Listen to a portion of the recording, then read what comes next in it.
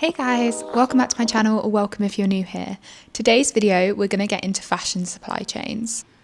So as I was planning this video, my newsfeed was filling up with headlines about how banned cotton was infiltrating fashion supply chains. The headlines spoke about this issue as though fashion brands weren't aware of it and it was something they were uncovering. And if you're not sure how fashion brands could be so clueless about something as serious as forced labor in their own supply chains, then this is the video for you, so keep watching. Also guys, remember to like this video and subscribe, it makes a massive difference. So let's go into a brief history of supply chains before we bring ourselves up to the current day. Industrialization and globalization had a massive hand in shaping the fashion industry as we know it. We went from sewing clothes by hand, or maybe paying a tailor to do so, to sewing machines in every home and then factories full of garment workers. Clothes became more affordable to the masses. And then as we expanded trade routes to the rest of the world, brands found that they could find cheaper labor overseas and began to outsource their manufacturing. There's obviously a lot more to this, so I'll be linking resources in my description, but that's the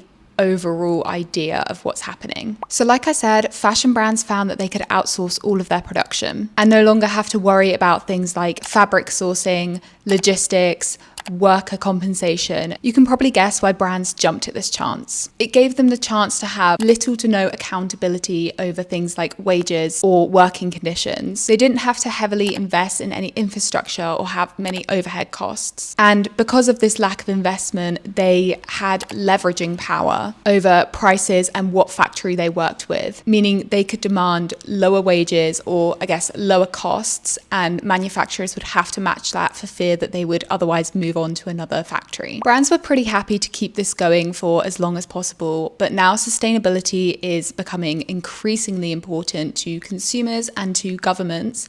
They have a couple of problems to solve. Before we get into all of the nuance, I think the overarching issue with fashion's approach to fixing their supply chains is that they're trying to fix a broken system rather than creating a new one from scratch, which is actually inherently sustainable. Let's talk about why fixing fashion supply chains is so important. Currently, the fashion industry is very opaque and not even brands are aware of all of their suppliers. I'm going to go into this more later, but as a solution, better transparency would allow us to know a lot more about fashion's issues, such as gender equality, forced labor, environmental degradation, and fraudulent materials. Fixing fashion supply chains would also give us a wealth of other information, like exactly how polluting brands are. Fashion Revolution Index 2023 showed over half of brands disclosing their Tier 1 suppliers for the first time. And if you're not sure what Tier 1 is, we're going to get into that. But just under half of those brands still haven't disclosed anything. Why is this? I think the lack of transparency shows brands don't want us to know about their supply chain. They're worried about what we'll uncover. I think the headlines I was talking about with the forced labor cotton links in the fashion industry highlights this really well. The research analyzed 882 items from a variety of sources and found that a fifth of them carried links to cotton from a forced labor area in China. That's insane, and it definitely hints to a systemic issue. You can bet that this impacts almost every fashion brand you're aware of. None of them can know for sure whether they are using this forced labor cotton or not, and that's obviously a massive issue and something they need to fix. Okay, let's go on to issues that are stopping progress to making supply chains more transparent. Like I've kind of hinted at, brands have become very reliant on outsourcing a lot of their production and therefore not having to worry about it or report it in their impact reports or talk to the public about it. They often only have sufficient information about their Tier 1 suppliers. Tier 1 suppliers are direct suppliers of the final product. They'll be the factories where garments are stitched together, packaged up, and sent directly to warehouses. Tier 2 suppliers are where Tier 1 get their materials from. So these are fabric processing factories that might handle wet dyeing, for instance. They create the material, they package it neatly, and they send it to the factories for piecing together and sending on to the brand. Tier 3 suppliers often get lumped in with Tier 2, but this is kind of a separate step because it's where raw materials are processed. So they might be turned into fabric that then can go to a tier 2 supplier to get dyed or for final treatments. And tier 1 suppliers are the raw material suppliers. They are picking the crops, they are sending that onto tier 2 suppliers for processing. This is quite a complicated system, and you can see why brands are so happy that they can rely on how complicated it is to not disclose certain information. They can talk to the public all they want about exactly where their t-shirt, for example, was sewn up and made, but they don't have to tell the public where that material for the t-shirt was made or where the cotton came from that t-shirt. They don't have to check on the rest of the process at all, and that can be a real speed bump towards any progress happening there. Tier 2 and 3 are the most polluting and energy intensive processes in the whole supply chain, but they're often left out of brands' impact reports or public disclosures of progress. This is so they can make themselves look better. For example, when brands talk about decarbonizing their supply chain, they can be talking only about tier 1 and leave out the most energy intensive parts of their supply chain.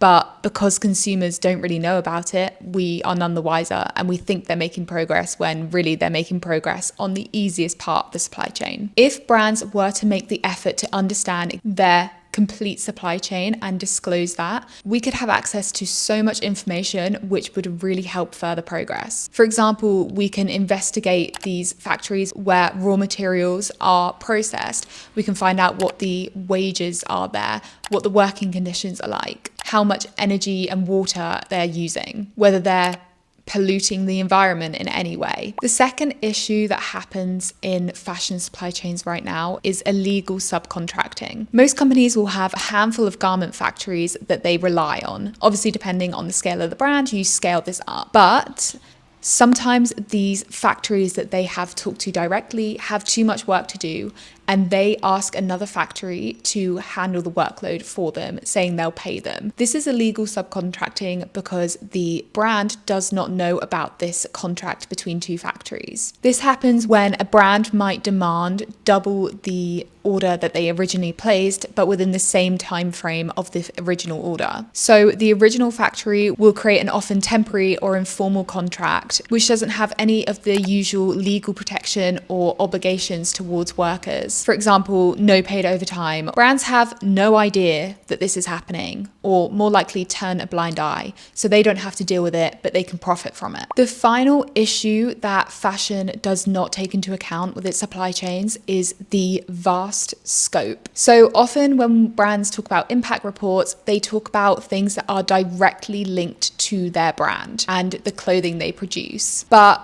we need to talk more about big picture. This is where scope 1, 2, and 3 come in. Scope 1 is direct emissions created by the company. For example, it might be how much fuel their lorries need to transport goods from A to B. Scope 2 is indirect emissions created by the company through their own actions.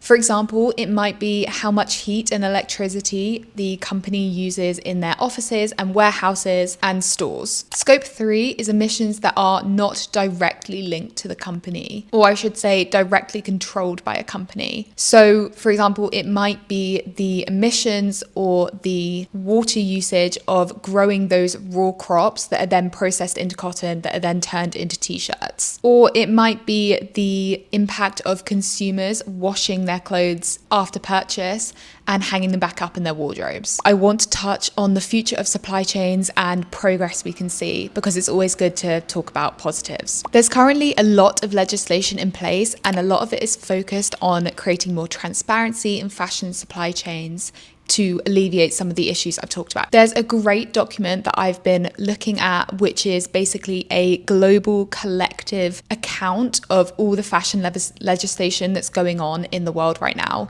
considering there's so much. So I'll link that in the description so you guys can have a look at that too. I think it's really informative. Another move brands have been doing that is a little bit controversial is nearshoring.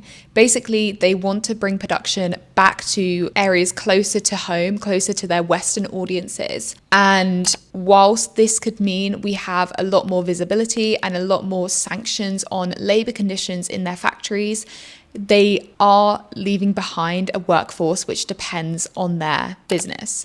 So this is a very nuanced conversation, and maybe I'll do a video on it later on. The next bit of progress is QR codes. QR codes that you can scan on garment hang tags that tell you exactly where a product has come from, every step of the supply chain, and the impact there. This is slightly far off, especially for bigger brands. I know some smaller brands have already accomplished this, but it depends on brands being very knowledgeable about their supply chains, which is the first hurdle. Only then could we introduce something like this. The fourth thing is brands directly investing in manufacturers.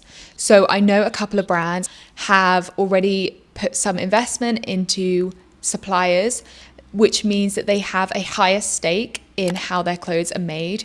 They have more responsibility towards the workers there, and it increases transparency. So this is great. This is what we should be doing. But again, it requires brands investing in sustainability, which is always a headache. I think that's everything that you need to know as like a basic understanding. I hope you've enjoyed this video. I hope it's been informative. Maybe I'll do a second follow-up video later on with your guys' questions or a particular part of this that interests me more. But it'd be great if you've watched this far to like the video, subscribe, comment below. So thank you so much for watching, and I'll speak to you really, really soon. Bye.